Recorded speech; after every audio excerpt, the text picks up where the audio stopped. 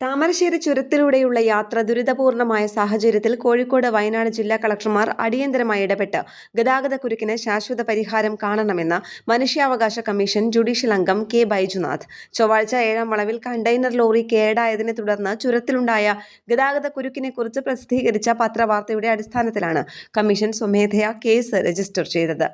2024 April 24-ന് commission ചുരത്തിലെ ഗതാഗത ക്രമീകരണങ്ങൾ സംബന്ധിച്ച വിശദമായ ഉത്തരവ് വയനാട്, കോഴിക്കോട് ജില്ലാ കളക്ടർമാർക്കും ജില്ലാ പോലീസ് മേധാവിമാർക്കും നൽകിയിരുന്നെങ്കിലും ഉദ്യോഗസ്ഥരുടെ ഭാഗത്തുനിന്ന് ഫലപ്രദമായ നടപടികൾ ഉണ്ടായില്ലെന്ന് ഉത്തരവിൽ പറയുന്നു. കമ്മീഷൻ മുൻപ് നൽകിയ ഉത്തരവ് പൂർണ്ണമായി നടപ്പാക്കി 3 ആഴ്ചയ്ക്കകം റിപ്പോർട്ട് സമർപ്പിക്കണമെന്നും ജനുവരിയിൽ കോഴിക്കോട് പൊതുമരാമത്ത് റെസ്റ്റ് ഹൌസിൽ നടക്കുന്ന സിറ്റിംഗിൽ കേസ് പരിഗണിക്കുമെന്നും കമ്മീഷൻ അറിയിച്ചു.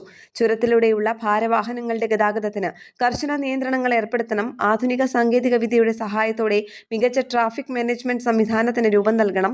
ചുരത്തിൽ ശൗചാലയ സൗകര്യങ്ങൾ ഏർപ്പെടുത്തണം.